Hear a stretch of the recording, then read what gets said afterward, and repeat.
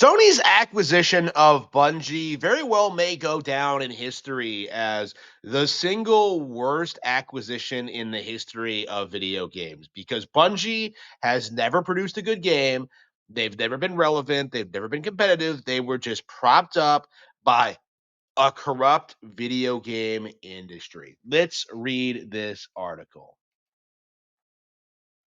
Destiny 2 hasn't reached Sony's expectations for Bungie acquisition, says CFO. In brief, Sony Group CFO Lin Tao has elaborated on the company's reported profit hit for Q2 FY 2025, attributed to Destiny 2.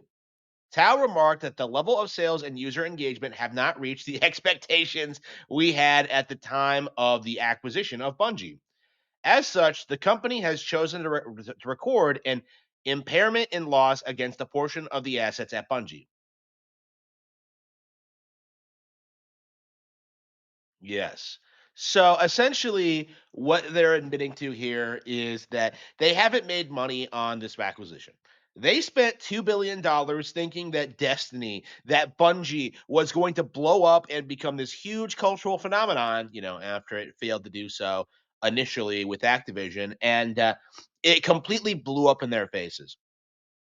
Bungie threw away their perfectly viable relationship with Xbox, with Microsoft, to do a deal with partnership, screwed everything up, went independent, screwed that up, and sold themselves to Sony out of sheer desperation. And here we are. Like here we are.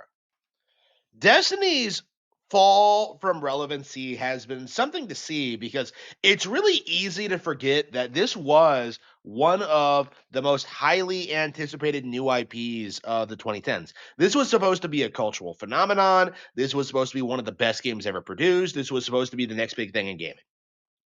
It was supposed to be the big thing that kind of ushered in the next generation of video games. The idea that this game would always be online, that it would always be updating with new content, that they would always be doing new things with it. All of that just completely blew up in the developers' faces to the point where copies of Destiny 1 aren't even usable anymore.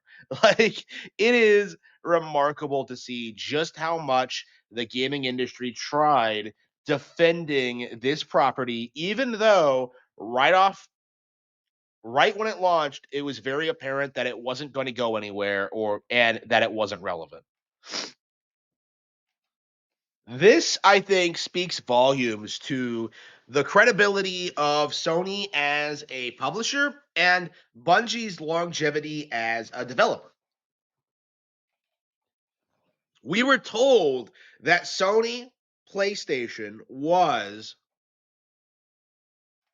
the biggest name in gaming. We were told that Bungie was one of the best developers in the world. They should have been a match made in heaven, but instead they descended into hell. They are the anti Nintendo, a group that was supposed to succeed, but completely failed. And what's more is that we're still in this weird, awkward phase where nobody really wanted to admit it. No one really wanted to admit that Destiny never went anywhere, that it never became a big deal, that it wasn't a cultural phenomenon. Like, meanwhile, you have the same people like denying Pokemon's long term relevancy and Pokemon's success and Pokemon's ability to remain relevant in the current year. Like, Pokemon's been dead since like 2000, according to boomers.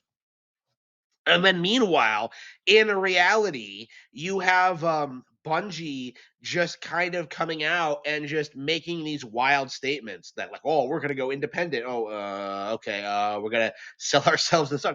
Like they have no plan. They have no ability to produce a high quality product, and as a result of that, why is it not more talked about that Bungie has completely collapsed? Because if it was understood that both the Halo IP and the developers behind it completely went bust, the entire industry would collapse.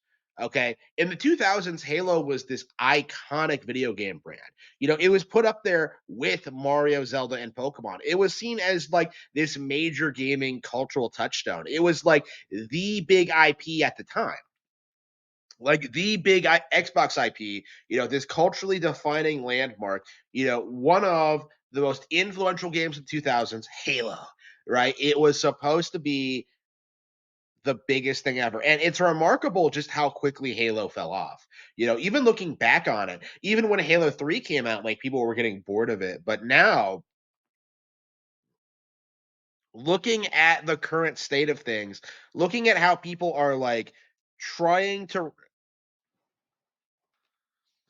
looking at people how people are trying to write off all the issues with Bungie and Halo, like they can't allow Halo to be seen as a brand that fell off because that would demonstrate what's going to happen with all of the brands that they've been propping up over the past decade.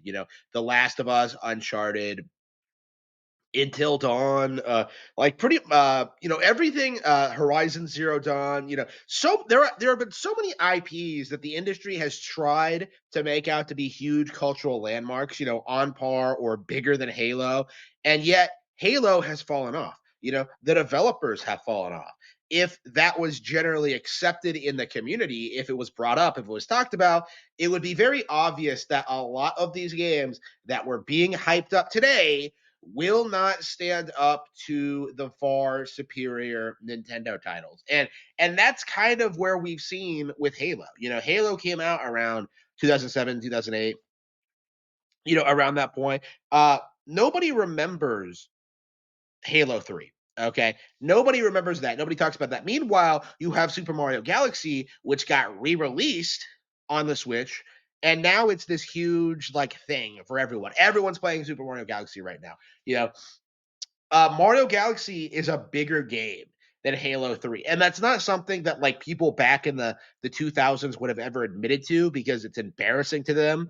Mario was in the midst of like being written off and ignored before Galaxy came out. But that is like the reality of what we're seeing is that a lot of the best games are games that get overlooked by corrupt, ignorant game journals.